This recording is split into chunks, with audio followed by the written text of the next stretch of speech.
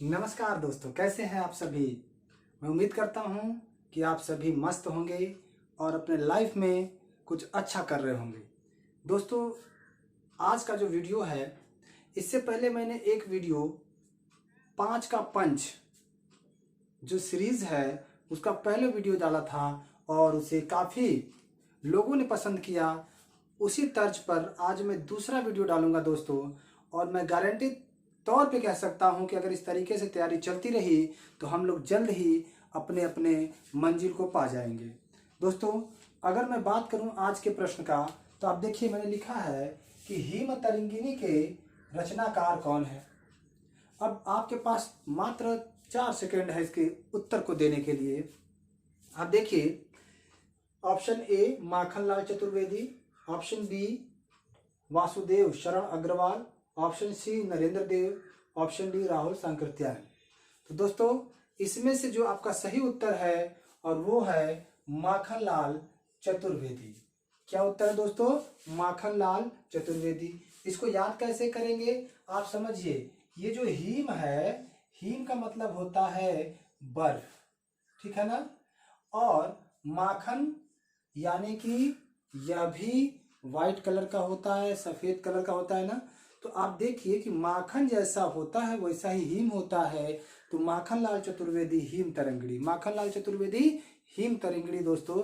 और ध्यान रखिए, मैं ऐसे जो है रचनाओं को लिखूंगा जो अक्सर एग्जाम में पूछे जाते हैं, क्योंकि बहुत सारी रचनाएं, उसमें से कौन इंपॉर्टेंट है कौन नहीं है यह तय कर पाना बड़ा मुश्किल होता है। इसलिए मैंने इस सीरीज में सिर्फ उन रचनाओं की बात की है या करूंगा जो एग्जाम में आते ही आते हैं। तो आगे बढ़ते दोस्तों, अब इनका हम क्या करेंगे, पोस्टमार्टम करेंगे। आगे देखते हैं। आप पाएंगे इसमें कि जो माखनलाल चतुर्वेदी है, जो माखन हींग की तरह है, कैसा है, हींग की तरह है। इनका उपनाम था दोस्तों एक भारतीय आत्मा। सोचिए कितना बड़ा, एक भारतीय आत्मा के नाम से जाने जाते थे माखनलाल चतुर्वेदी। माखनलाल चतुर्वेदी किसके नाम से जाने जाते थे? एक भारतीय आत्मा के नाम से। इसको भली भांति याद कर लीजिएगा दोस्तों। आगे इनकी रचनाएं देखिए दोस्तों। रचनाओं में जो हिम किरीटनी और हिम तरंगिणी, दो रचनाएं इनकी बहुत महत्वपूर्ण है, क्योंकि हिम किरीटनी के लिए देव पुरस्कार मिला था 1943 में। हिम किरीटनी के लिए देव पुरस्कार मिला था 1943 में, और हिम तरंगिणी के लिए साहित्य अकादमी पुरस्कार मिला था 1955 में दोस्तों।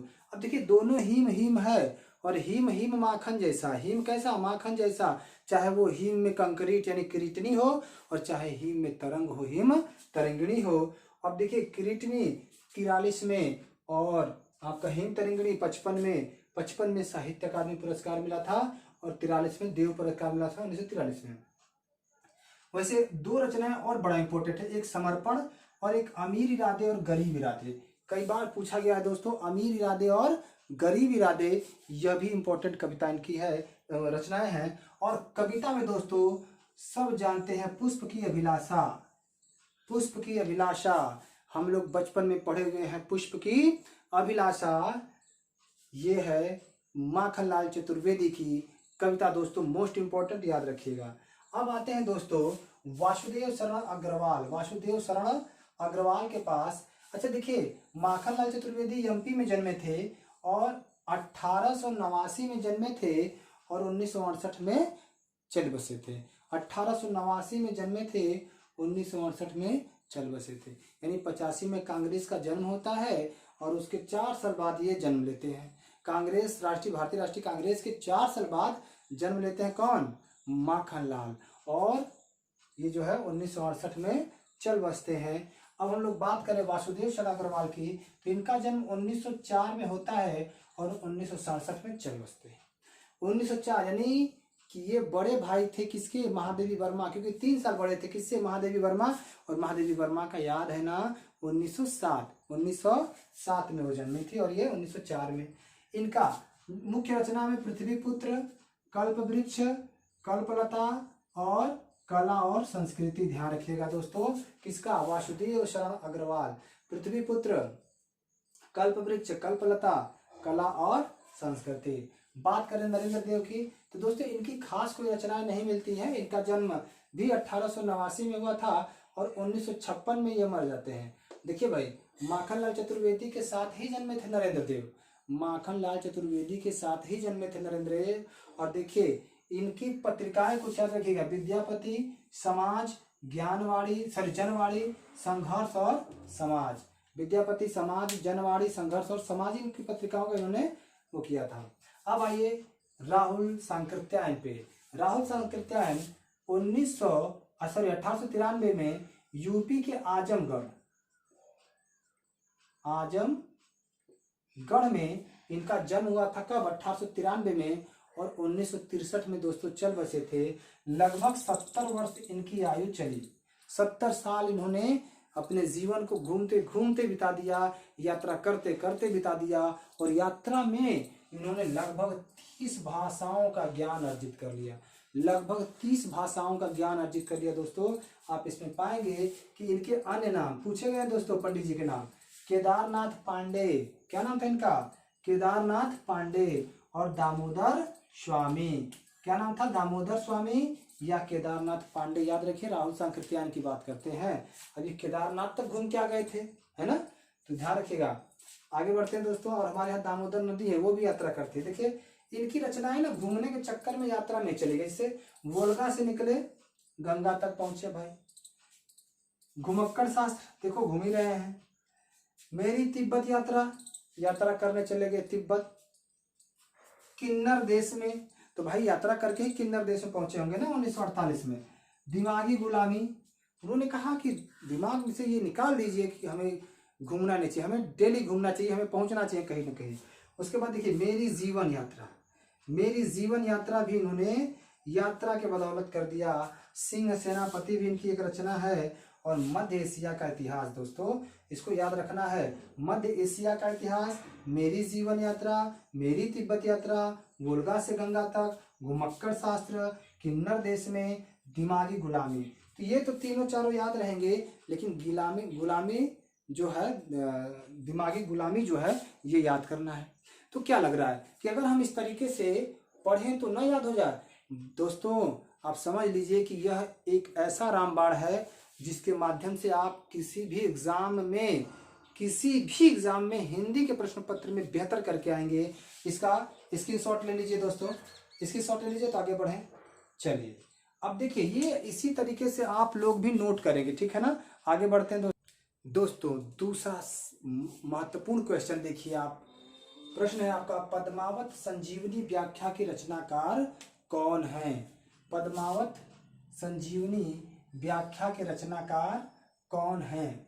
ऑप्शन है रामधारी सिंह दिनकर, बी वासुदेव शरण अग्रवाल, सी आचार्य नरेंद्र देव, डी राहुल सांकृत्यायन, जो 1893 में जन्म लेते हैं और 1963 में 70 साल की अवस्था में मर जाते हैं।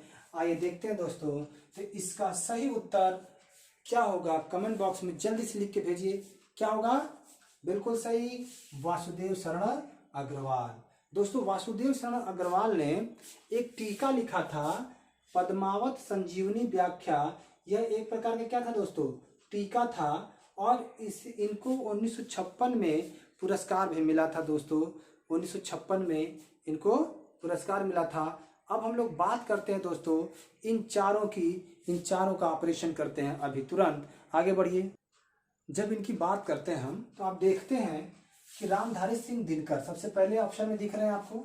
रामधारी सिंह दिनकर जो 1 साल छोटे थे, आधुनिक मीरा यामा यानी महादेवी यानी कि 1982 के ज्ञानपीठ पुरस्कार प्राप्त महिला महादेवी वर्मा से ये 1 साल छोटे हैं, क्योंकि महादेवी वर्मा का जन्म 1907 में हुआ था और इनका जन्म 1908 में हुआ है दोस्तों।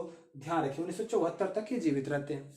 अब इसके देखिए, इसमें है क्या, इन्होंने बहुत ही सुंदर रचना उर्वशी लिखा। यह एक गीति नाट्य है दोस्तों, और इसको 1961 में लिखा था। और मैंने बताया था कि इनको ज्ञानपीठ पुरस्कार उर्वशी के लिए 1972 में मिला था। इसको याद करने का ट्रिक भी मैंने बताया था कि उन 72 हुरों में एक उर्वशी भी है। उन 72 हुरों में एक उर्वशी भी है जो दिनकर की प्रेयसी भी है ना, जो दिनकर की प्रेयसी भी है।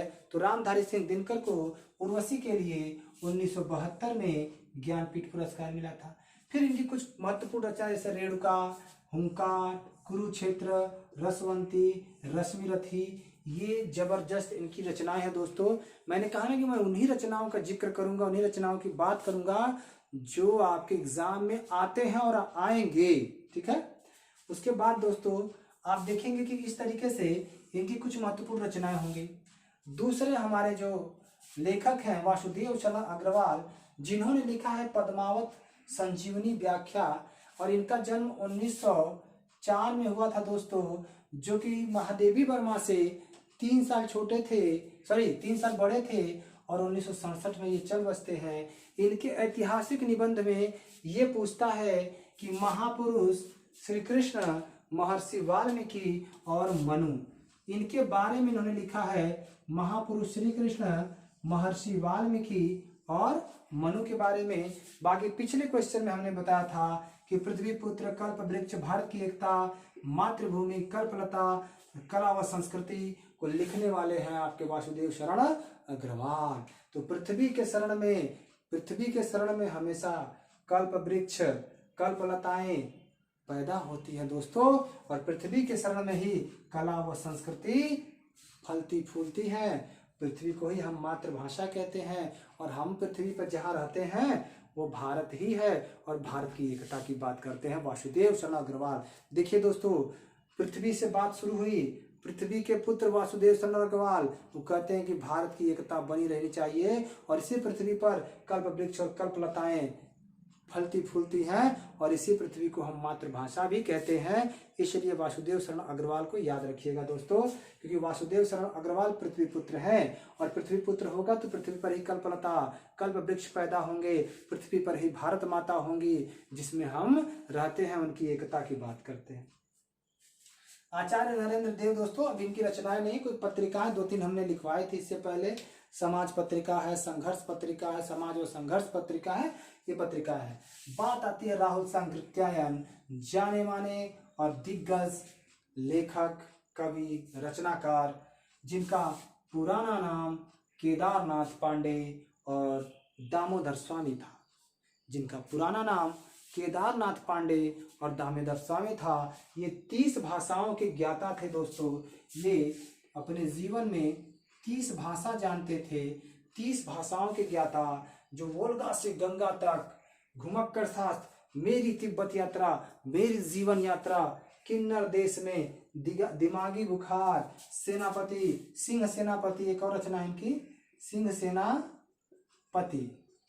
तो आपको स्पेशली इसमें पूछता है वोल्गा से गंगा, घुमक्कड़ शास्त्र, मेरी तिब्बत यात्रा, मेरी जीवन यात्रा, किन्नर देश में। ये इनके बहुत ही इंपॉर्टेंट रचनाएं हैं दोस्तों। इस प्रकार के दूसरे को भी हम लोगों ने, दूसरे क्वेश्चन को भी किस तरीके से खल्लास कर दिया दोस्तों। आगे बढ़ते हैं नेक्स्ट क्वेश्चन पे, और उसका उत्तर आप देंगे, ठीक दोस्तों। तीसरा जबरदस्त क्वेश्चन देखिए ध्यान से। बौद्ध धर्म दर्शन, बौद्ध धर्म दर्शन के रचनाकार कौन हैं?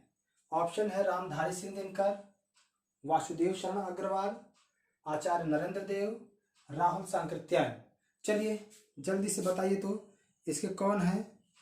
तो दोस्तों अभी तक हमने रामधारी सिंह दिनकर को देखा नहीं था, वासुदेव शरण अग्रवाल में भी नहीं लिखा था, राहुल सांकृत्यायन में भी नहीं था।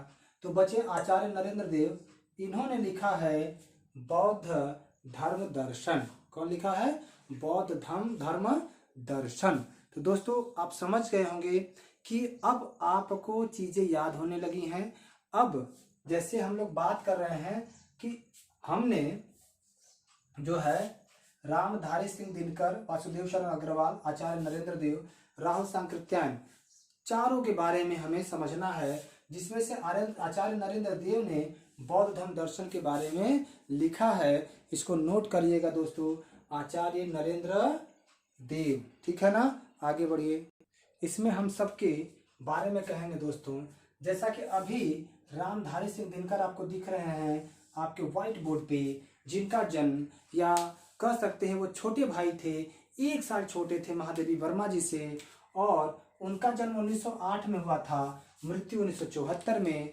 इन्हें राष्ट्रीय सांस्कृतिक चेतना का कवि, इन्हें प्रगतिवादी चेतना का कवि कहा जाता है। साथ ही साथ इन्हें समय सूर्य या तथा अधैर्य का कवि भी कहा जाता है।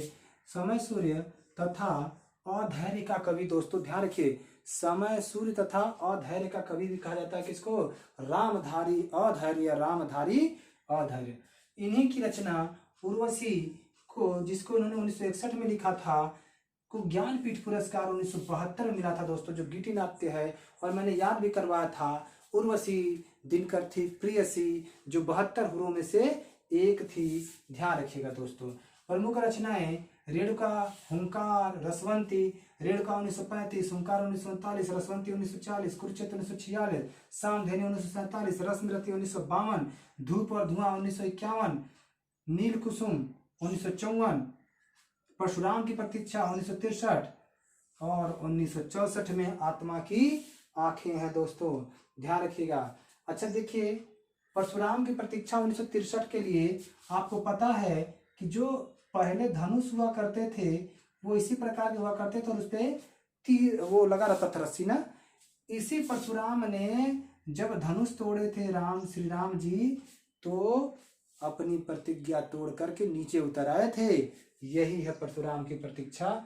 और ध्यान रखें 1963 में, ठीक है ना। उसके बाद देखिए दोस्तों, वासुदेव शरण अग्रवाल, इनकी पद्मावती संजीवनी व्याख्या जो टीका थी दोस्तों, ध्यान रखिएगा। और इनको 1956 में साहित्य अकादमी पुरस्कार से नवाजा गया था। क्या दिया गया था इनको? 1956 में साहित्य अकादमी पुरस्कार वासुदेव शरण अग्रवाल को दिया गया था।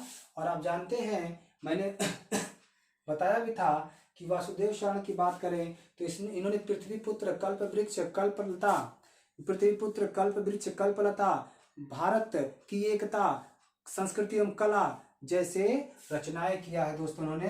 अब आते हैं राहुल सांकृत्यायन, जिन्होंने घूमने को ही अपना जीवन मान लिया था, जिन्होंने यात्रा को ही अपना सब कुछ मान लिया था दोस्तों। और उसी यात्रा के दौरान उनको केदारनाथ पांडे और दामोदर स्वामी का उपनाम मिलता है या अदर नाम मिलता है। इन्होंने मेरी तिब्बत यात्रा, मेरी जीवन यात्रा, किन्नर देश में, साथ ही साथ दोस्तों इन्होंने सिंह सेनापति लिखा है। उसके बाद आप देखेंगे तो वोल्गा से गंगा तक ये इनकी रचनाएं हैं। 30 भाषाओं के ज्ञाता दोस्तों, 30 भाषाओं के ज्ञाता, ठीक है ना। चलिए इसका भी स्क्रीनशॉट लीजिए, तो फटाक से स्क्रीनशॉट ले लीजिए। देखिए ये जबरदस्त जो है ट्रिक है, चीजों को याद करने का। बार बार लिखेंगे, बार बार याद होगा दोस्तों। और ऐसे ही हमें पठन पाठन को सुचारू बनाए रखना। चलिए आगे बढ़ते दोस्तों नेक्स्ट क्वेश्चन की तरफ। बहुत ही जबरदस्त क्वेश्चन। देखिए दोस्तों, प्रश्न है हिंदी प्रदीप पत्रिका, हिंदी प्रदीप जो है पत्रिका के संपादक कौन है? आप देखते होंगे कि बहुत ही बार ये पूछा हुआ क्वेश्चन है कि हिंदी प्रदीप पत्रिका के संपादक कौन है। Option A Balkrishna Bhatt, option B Pratap Narayan Mishra, option C Suryakant Tripathi Nirala, option D Sumitra Nandan Pant. अब यहाँ पे जब पत्रिका से प्रश्न आएगा दोस्तों ना, तो मैं इसमें ऑप्शन में उपस्थित सभी की पत्रिकाओं की बात करूंगा, ठीक है ना। तो आप देखिए, जो आपका हिंदी प्रदीप पत्रिका है, इसका ऑप्शन सही क्या होगा आप जानते हैं। तो इसका ऑप्शन होगा दोस्तों ए बालकृष्ण भट्ट, बालकृष्ण भट्ट। अब आप कहेंगे तो फिर अन्य पत्रिकाएं, इनकी कौन सी पत्रिकाएं हैं, तो उसको भी देख लेते हैं दोस्तों, क्योंकि हमारा काम ही है 5 का ऐसा पंच बनाना, 5 का ऐसा पंच बनाना कि एक ही बार में क्या हो, पेपर की खोपड़ी में छेद हो जाए। समझ गए ना। पहले सीरीज में मैंने पूरा का पूरा ज्ञानपीठ पुरस्कार याद करवा दिया है दोस्तों, ध्यान दीजिएगा।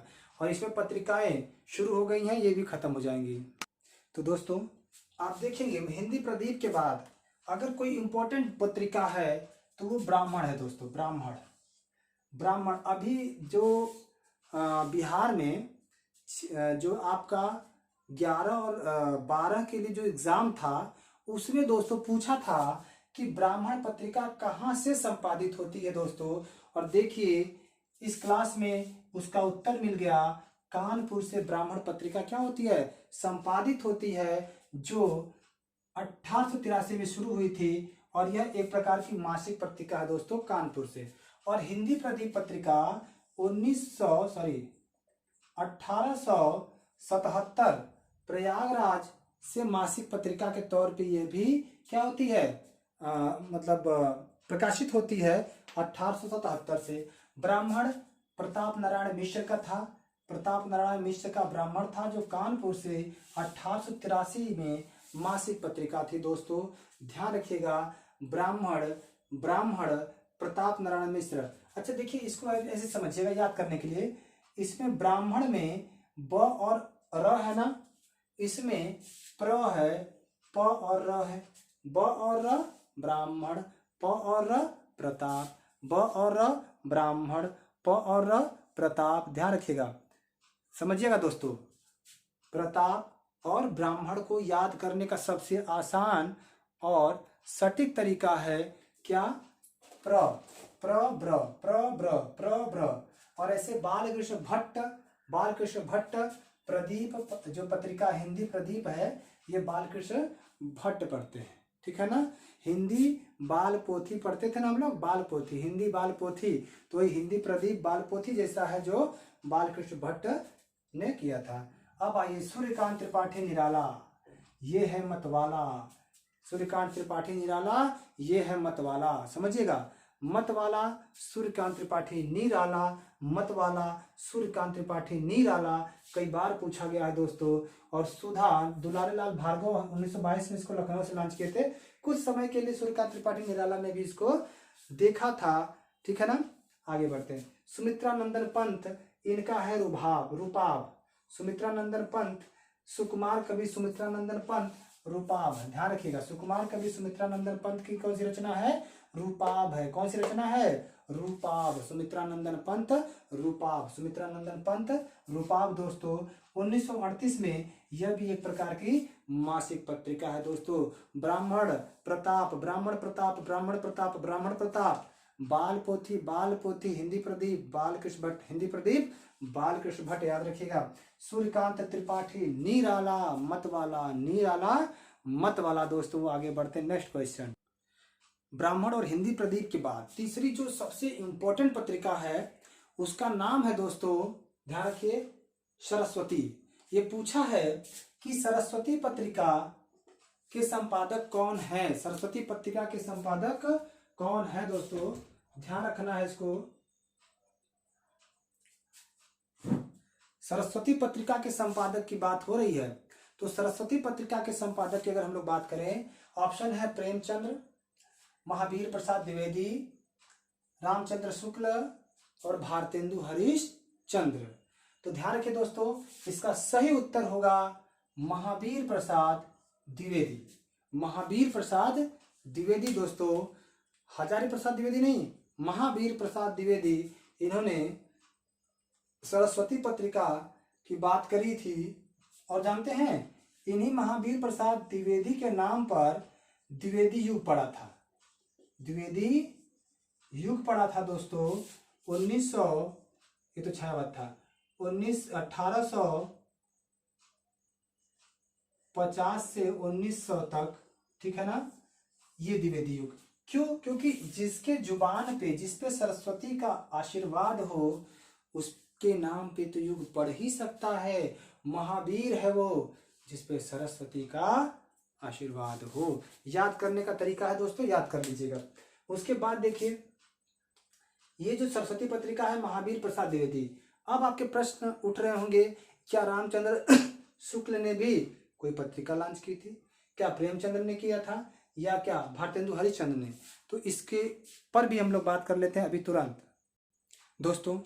इसमें अगर हम बात करें प्रेमचंद की, उपन्यास सम्राट प्रेमचंद की, कहानीकार प्रेमचंद की, तो इन्होंने हंस नामक पत्रिका का संपादन किया था 1930 में बनारस से, क्योंकि बनारस के लमही के रहने वाले थे दोस्तों। तो ये चाहे गोदान लिखे, गबन लिखे, ये इन्हीं की रचना है। तो इन्होंने प्रेमचंद जो है हंस नामक एक पत्रिका लॉन्च किया था, कहाँ से, बनारस से। अब आता है महावीर प्रसाद द्विवेदी, जिन्होंने सरस्वती पत्रिका बनारस और कुछ समय के लिए प्रयागराज, दोनों जगह से लॉन्च किया था दोस्तों, ध्यान रखिएगा इसको। आगे बढ़ते हैं। तो रामचंद्र शुक्ल की कोई पत्रिका नहीं मिलती है, रामचंद्र शुक्ल की कोई पत्रिका नहीं मिलती है। अब रही बात last most important, Bharatendu Harishchandra, जिनके नाम पर भारतेंदु युग का नाम पड़ता है। कब से दोस्तों? तो ध्यान रखिएगा 1850 के पहले या 1850 से 1900 तक ही भारतेंदु युग है क्या? इसको एक बार आप लोग देख लेंगे, ये आपका होमवर्क रहेगा दोस्तों, ध्यान रखिएगा, ठीक है ना। और चलिए होमवर्क से थोड़ा आगे हटते हैं। ये जो द्विवेदी युग मैंने लिखा है यह आपका 1900 से 1920 तक होगा। ये कब से कब तक होगा? 1900 से 1920 तक होगा दोस्तों। और जो आपका हरिश्चंद्र भारतेंदु युग है ये 1850 से लेकर के 1900 तक है, इसको ध्यान रखिएगा, ठीक है ना। अब देखिए ये पत्रिकाओं की हमने बात कर ली। नेक्स्ट 5 के पंच में नेक्स्ट सीरीज जब मैं लाऊंगा तो और भी महत्वपूर्ण क्वेश्चंस आपको दूंगा दोस्तों। इसे बेहतरीन तरीके से नोट बनाइए और गारंटेड आपको पास होने से कोई रोक नहीं सकता। तब तक के लिए जय हिंद, जय भारत, जय हिंदी।